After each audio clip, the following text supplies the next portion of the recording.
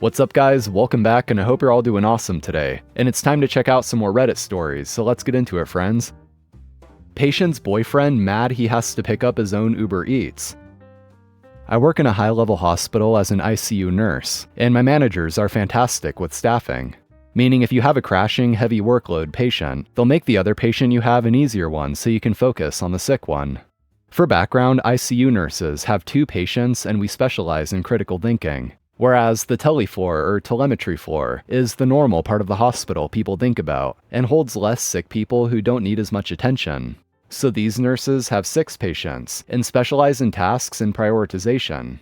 So the beginning of my shift after report, I show my face and say hi to my less sick patient, who is doing fantastic and just waiting for transport to take her to telebed. I say I'll be back around 9 p.m. in 2 hours unless she needs me for something, so this gives me time to stabilize the sick patient next door. Unfortunately, the sick patient in room 1 starts coding, and the team is actively doing CPR. Crash cart in the hallway, 3 docs here, whole team to try to save this young dude. My team is working on meds, intubating, keeping compressions going, etc., while I'm talking with the doctors about what could have caused it, and I'm halfway outside the room for the healthier patient in room 2.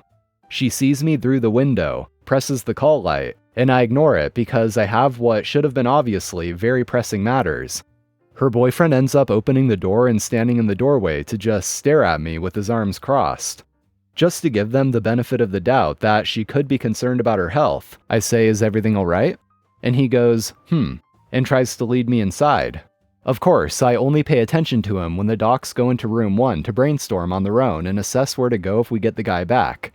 I look back through the window of room 1 and realize I can give them 5 seconds to make sure nothing funky is going on. So she says, "Can you get my Uber Eats order? It just said it arrived downstairs." I swear I could have had a stroke from high blood pressure at that moment. So I kindly say, "I'm sorry, I'm busy with another critical patient. Could you?" I look to the boyfriend who's plopped in the recliner with his feet up, watching Netflix again on his phone. "Go get it for her?" I ask. And he goes, "I'd rather not." Oh, good sir? You don't want to? You saw the mess next door through the window, me talking seriously with 3 docs, and the hot mess of people outside your room as we try to save a damn life. So I tell him, "I can't. The entire team is actively trying to save someone and none of us are available to leave. So either you get it or I can have someone get saltines for you instead." He sighs, gets up slowly, and then says, "Fine. I guess I'll go get it then." As I turn to head back into room 1, dude literally has to turn his shoulders to slide through the massive group of people. Still pissed he has to take 1 elevator down.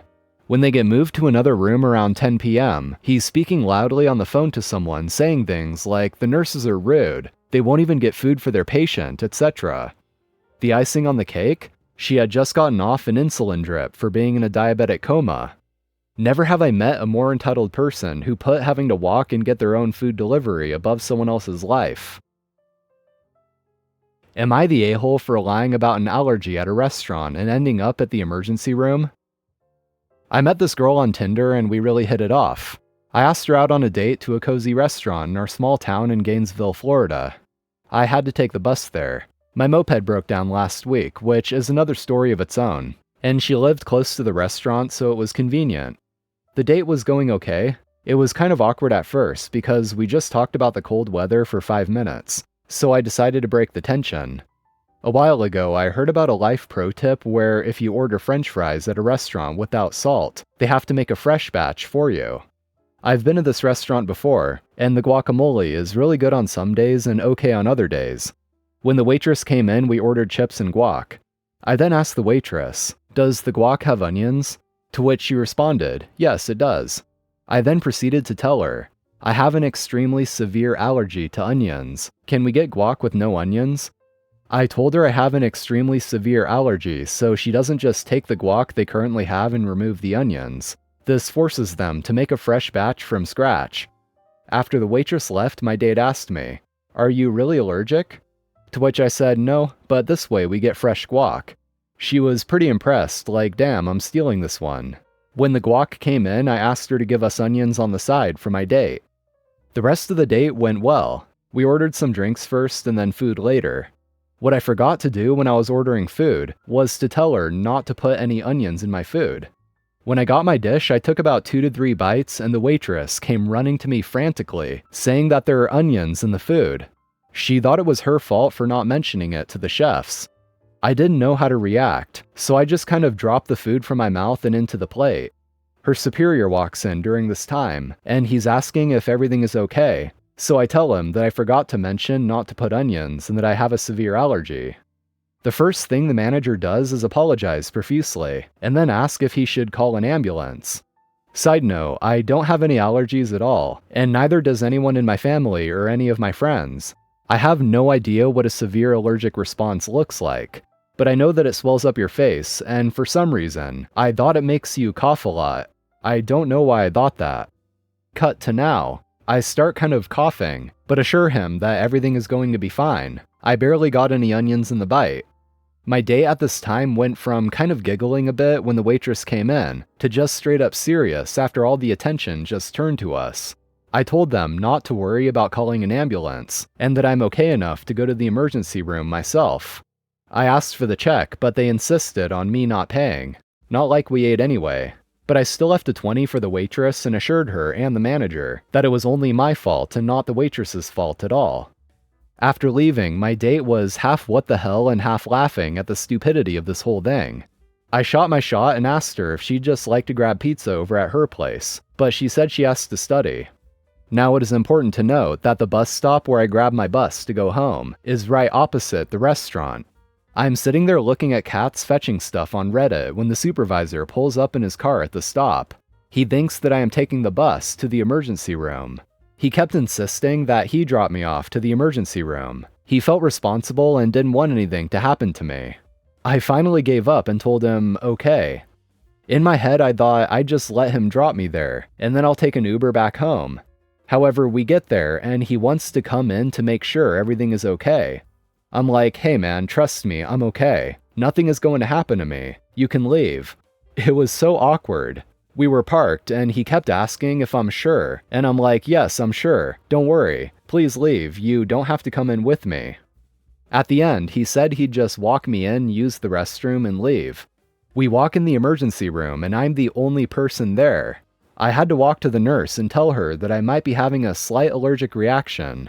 Supervisor uses the restroom and asks again if everything is fine, and I'm like, yes, everything is going to be okay. Thank you so much for everything. He gives me his number and tells me to inform him once I'm out.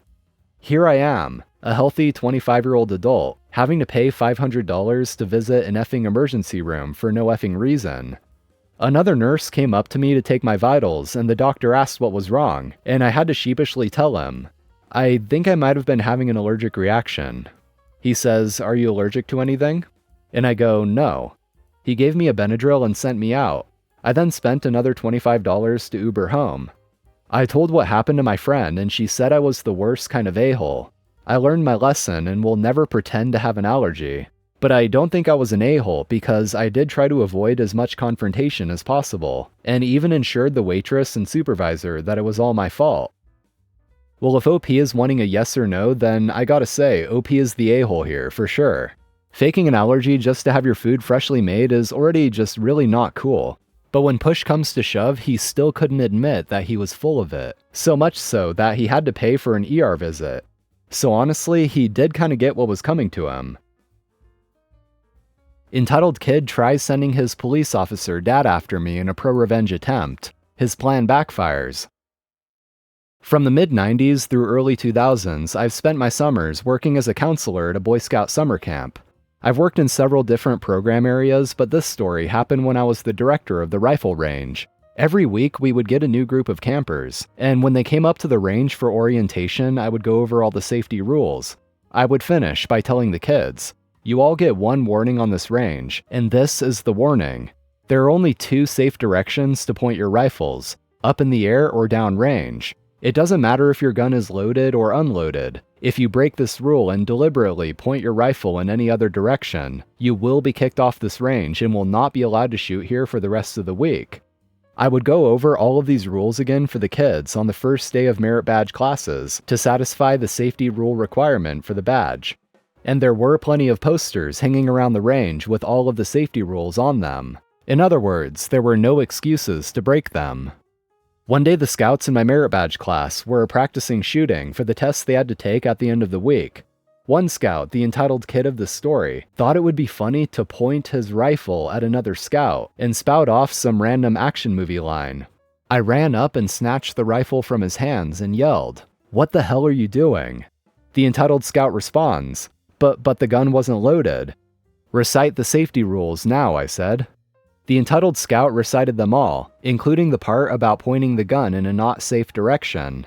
I told him to hand over his shooting ticket. I tore it in half and said he was done on my range for the rest of the week.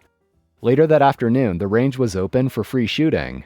Everything was going smoothly until I noticed the entitled scout walking up the trail towards the range with his father, an assistant scoutmaster who was built like an NFL linebacker. After the round of shooting ended, I called a ceasefire and told my assistant to keep an eye on the range while I handled the situation that was about to happen. As I approached the entitled scout and his father, he jumped up and down, pointed at me, and yelled, "That's him, he's the one who tore up my ticket and kicked me off the range." He looks at me and yells, "You're gonna get it now. My dad's a cop and you're going to be sorry for what you did." Before I could get a word out, Cop Dad gets in my face and started chewing me out drill sergeant style. Now, this story happened so long ago that I don't remember exactly what the Cop Dad was shouting. I mostly remembered the crap-eating grin the entitled scout gave me as he watched his father tear me a new one. I just stood there quietly and patiently, waiting for my turn to respond.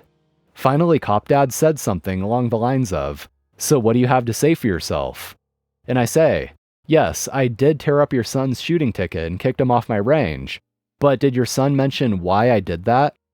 Cop Dad's face went from angry to inquisitive. He blinked in rapid succession as he said, "No. Now that you mention it, he didn't tell me why." We both turned our attention to the entitled scout. His smile faded and he shrunk in our presence as he realized that his plan had just backfired.